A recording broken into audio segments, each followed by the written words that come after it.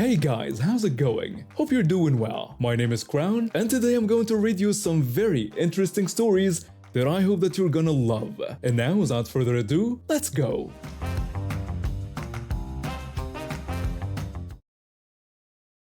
I'm a nurse at the local hospital. Been working there for about 10 years now, and it's a tough job, but I love it. I met my wife there, she's a pediatrician. We hit it off right away, bonding over our shared passion for helping people. We got married 5 years ago and bought our first house in a nice, quiet neighborhood.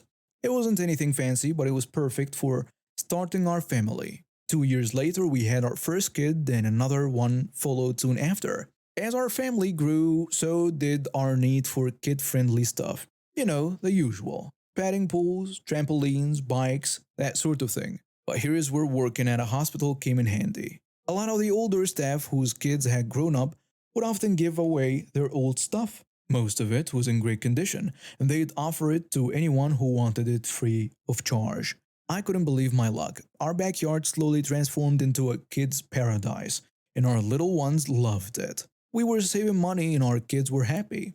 It was a win-win situation. That's when I noticed our next door neighbor's wife eyeing our yard. She'd often be out there looking over the fence with a sour expression. I didn't think much of it at first, but then things started to get weird. One day, while I was mowing the lawn, my neighbor, let's call him Bob, came over. "Hey, where did you get all this stuff for your kids?" "Oh, mostly from work. People are always giving away things their kids have outgrown. Must be nice to get handouts." I was taken aback by his tone, but I tried to be friendly. "You know, if you want, I could keep an eye out for things your kids might like. We're not a charity case. I can take care of my own family." He stormed off after that. I felt like I'd touched the nerve, so I decided to leave it alone. A few weeks later, I scored a great swing set with a slide from a retiring doctor. The kids were over the moon. But the very next day, I noticed Bob had a new addition to his yard. A massive swing set with a shed on top, right up against our shared hedge. At first, I didn't think much of it. Good for them, right? But then I realized something. The shed was positioned in a way that his kids could see right into our backyard and even into some rooms of our house. It felt invasive, and I was annoyed. I knew if I asked Bob to move it, he'd probably laugh in my face, so I came up with a plan. I decided to build a pergola, a heavy-duty one with a solid roof, but I needed help. I mentioned it to some of my co-workers, and before I knew it, I had a whole crew ready to help. We spent a weekend building this incredible structure. It wasn't just a pergola, it was a treehouse-style play area for the kids, with railings and a little dining area, and a beautifully decorated shed on top. The best part? It looked right into Bob's garden and blocked his kids' view of our yard. Now, I'm not usually a petty person, but I'll admit I felt a sense of satisfaction. I made sure everything could be easily removed just in case. A few days later, it was a beautiful sunny day. My kids and I were enjoying our backyard when I noticed Bob's kids appear on their shed, trying to peek over. Without missing a beat, I put up the pergola roof and playhouse. My kids were thrilled, but I could see Bob's kids getting angry. Sure enough, a few minutes later, Bob came storming over. "What the hell is this?" "It's a play area for my kids." "You built this just to block our view, didn't you? You're a real piece of work." He started hurling insults and threats. I stayed calm and recorded the whole thing on my phone. "I am calling the police. You'll see." About an hour later, 2 police officers showed up. They talked to Bob first, then came to my house. I showed them that the structure wasn't permanent and even took it down to demonstrate. "Officers, I only put this up because I don't want to deal with people looking into my yard and my house every time we're outside. Let me show you what I mean." I led them inside and showed them the clear view into our rooms from Bob's shed. Bob's kids were still up there, waving and making rude gestures. Then I showed the officers the video of Bob's outburst. The police had seen enough. They went back to Bob's house and told him he had to take down his shed-slide structure. If he didn't, he'd be charged with breach of the peace, given the video evidence. Now, my kids still use the pergola treehouse, but they know not to engage with the neighbors. As for Bob and his family, they've been oddly quiet since then. I guess sometimes you have to fight fire with fire, or in this case, an awesome treehouse. Here I am, a 72-year-old woman sitting in a police station giving a statement about how I had to defend myself against some young, whippersnapper who tried to assault me with a chair. But let me start from the beginning. I've always been an active person. Even in my golden years, I make it a point to stay fit and healthy. My secret? Martial arts. I've been practicing various forms for over 5 decades now. It all started when I was in my early 20s. I was a shy, timid girl back then, always afraid of my own shadow. One day I got mugged on my way home from work. It was a terrifying experience and it made me realize how vulnerable I was. And that's when I decided to take control of my life. I signed up for self defense classes, which eventually led me to explore different martial arts disciplines. Over the years, I've mastered karate, judo, and even a bit of aikido. It's been my passion, my hobby, and my way of staying young at heart. Now, fast forward to today, I was at a local community center for my weekly book club meeting. We were discussing a lovely romance novel when this woman burst into the room. She looked to be in her 30s with a fancy haircut and clothes that probably cost more than my monthly pension. She stormed up to our table. Where is she? Where is that old hag who thinks she can park in my spot? We all looked at each other, confused. I spoke up, trying to calm the situation. Excuse me, miss? What seems to be the problem? It was you, wasn't it? I saw your beat up old car in my parking spot. I was taken aback. I had indeed parked in the spot closest to the entrance, but I had no idea it belonged to anyone in particular. I'm sorry, but I wasn't aware that spot was reserved. There were no signs. Of course, there were no signs. Everyone knows that's my spot. I'm here every day for my yoga class, and I always park there. I tried to reason with her, keeping my voice calm and steady. I understand you're upset, but there is no need for this behavior. If you'd like, I can move my car after our meeting. Move it now, you senile old bat. Her words stung, but I've dealt with worse in my lifetime. I stood up slowly, my joints creaking a bit. There is no need for name calling. Let's handle this like adults. That's when things took a turn for the worse. The woman's eyes darted around the room, landing on one of the folding chairs stacked against the wall. Before I could react, she lunged for it, grabbing it by the legs. I'll teach you to respect your betters. She lifted the chair over her head, ready to bring it down on me. The other ladies in the book club gasped and screamed, but I wasn't worried. Years of training had me prepared for moments like this. As she swung the chair down, I sidestepped swiftly. The chair whooshed past me, barely missing my shoulder. The force of her swing threw her off balance, and that's when I made my move. I grabbed her wrist, using her own momentum to pull her down. With a quick twist, I had her arm behind her back as she yelped in surprise and pain. What the? Let go of me, you crazy old woman! Now, is that any way to speak to your elders? I applied a bit more pressure. Not enough to hurt her, but enough to make her realize she was in no position to fight back. I think it's time we had a little chat about manners and respect. The woman struggled, but my grip was firm. Years of practice had given me strength that belied my age. You can't do this to me. Do you know who I am? My husband's a lawyer. Dear, I don't care if your husband is a president. That doesn't give you the right to assault people. By this time, one of the other ladies had called the police. We could hear sirens in the distance. You're assaulting me. I'll have you arrested. I think the police might see things differently when they hear about you trying to break a chair over my head. The woman continued to struggle and shout threats, but I held her firmly until the police arrived. When they entered the room, they looked quite surprised to see a petite old woman restraining a younger woman nearly twice her size. Ma'am, what's going on here? I explained the situation calmly, still holding on to the woman who had now resorted to crying and playing the victim. Officer, arrest her! She attacked me! The officer looked skeptical. Is that true, ma'am? Well, officer, if defending myself against a chair-wielding assailant counts as attacking, then I suppose I did. The other book club members quickly corroborated my story. The officer turned to the woman, who was now red-faced and sputtering. Ma'am, I'm going to have to ask you to come with us. We'll need to take your statement down at the station. As they led her away, she kept shouting threats and insults. I almost felt sorry for her. Almost. The officer turned back to me. Ma'am, we will need you to come down to the station as well to give a formal statement. And that's how I ended up here, retelling this bizarre tale to a young officer who looks like he's trying very hard not to laugh. You know, when I started learning martial arts, All those years ago, I never imagined I'd be using it to defend myself against an angry yoga enthusiast with a chair. Life certainly has a way of surprising you. As I finish giving my statement, I can't help but wonder about that woman. What kind of life experiences led her to believe that such behavior was acceptable? Perhaps she needs to find her own way to channel her anger and frustration. Maybe I'll suggest she try martial arts if I ever see her again. Though, on second thought, perhaps that's not the best idea.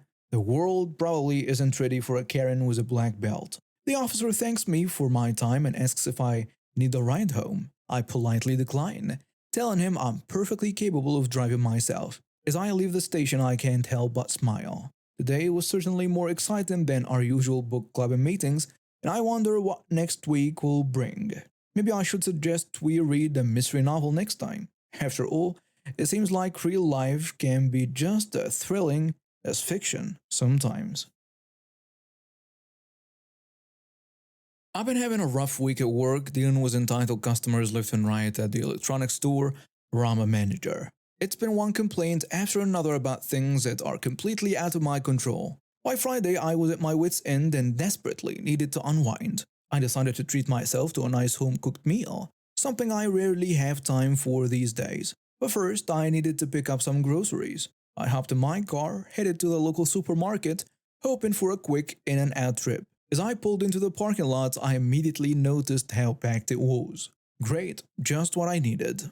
More stress. I circled around, searching for an open spot when I finally saw one near the entrance. As I approached, I noticed a woman in an SUV struggling to back out of her spot. I waited patiently, giving her plenty of room to maneuver. She inched backward, clearly having trouble with the tight space.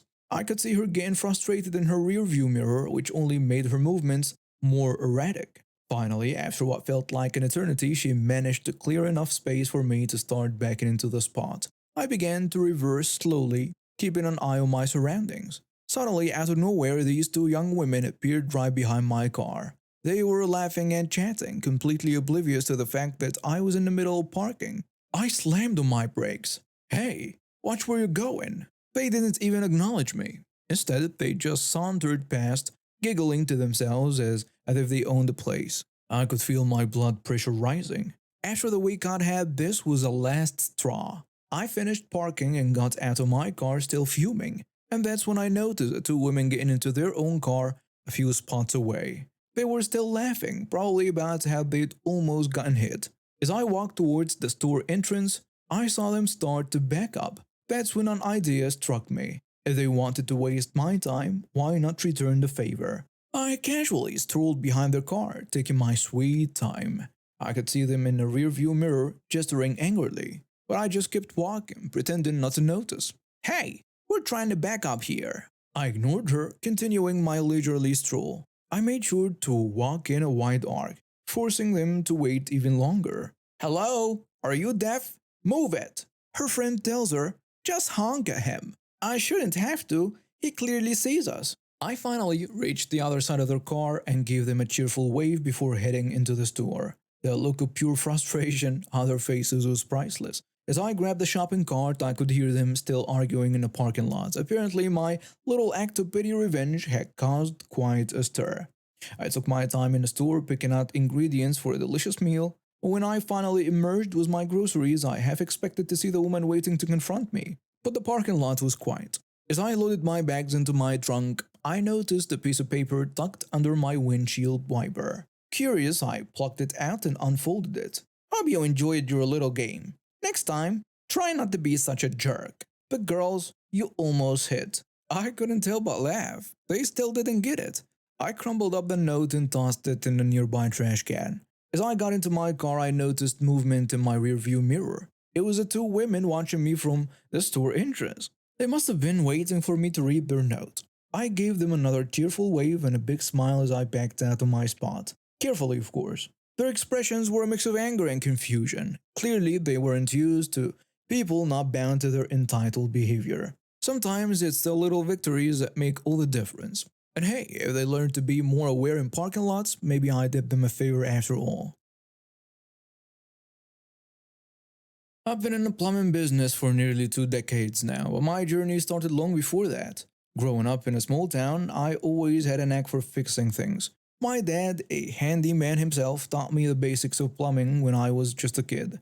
I'd spend my weekends helping him unclog drains and replace pipes in our neighbors' houses. After high school, I decided to pursue plumbing professionally. I got my certification and worked for a few local plumbers before landing a job at this retail plumbing store. It wasn't glamorous, but it paid the bills, and I enjoyed helping people solve their plumbing problems. The store was small, just me and another guy named Tim working the counter.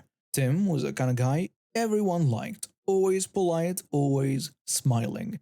He handled the morning shift and I took care of the evenings. Now, our store was situated right next to this chemical plant that made fertilizer. Let me tell you, they were the worst neighbors you could imagine. The smell was bad enough, but what really got to us was the way they handled their chemicals. They'd have these big trucks pull up and dump raw, powdered stuff right in their parking lot. Then their workers, without any safety gear, would shovel it into bags. It was a disaster waiting to happen. One day I came in for my shift and Tim looked like he was about to burst. He told me what happened that morning. You won't believe what the truck driver did today. What happened? This massive truck parked right up against our back gate. I couldn't even get to the back door without climbing over it. Seriously? Did you ask them to move? Of course I did. I went over to their office and asked the driver politely to move it. And he told me to go screw myself. I couldn't believe it. Tim was the nicest guy I knew. For someone to be that rude to him was just unacceptable. So I climbed over the truck to get in, and that's when I noticed it was parked in a fire lane. Oh, tell me you called the cops. You bet I did. They showed up pretty quick too. Told the driver a tow truck was on its way and he had until then to move. I bet that got him moving. Like lightning. I thought that was the end of it, but Tim had other plans. From that day on, every time those guys unloaded their trucks onto the asphalt, Tim would call the fire department. The first few times, the chemical plant tried to make excuses. The plant manager says, "Our truck was broken. We had no choice but to unload it here." But the fire department wasn't buying it. They started handing out expensive citations. Tim kept at it, calling every single time. One day, I came back from lunch to find a fire truck parked in the alley. There were guys in hazmat suits taking samples from the chemical plant's parking lot. We're checking for contamination levels. If it's above the legal limit, they'll have to dig up the entire lot and dispose of its toxic waste. I couldn't believe it. Tim's persistence had led to this. The chemical plant came within a hair's breadth of having to spend millions to clean up their mess. After that, things changed. The chemical plant workers were never rude to Tim again. They even started using proper equipment to handle their chemicals. The air around our store became a bit more breathable. But Tim wasn't done yet. He noticed that the chemical plant had this mean Doberman that kept wandering into our parking lot, scaring our customers. So he enlisted the help of this kid who worked at the detailing shop next door. "Hey kid, want to help us with a little project?" "Sure. What do you need?"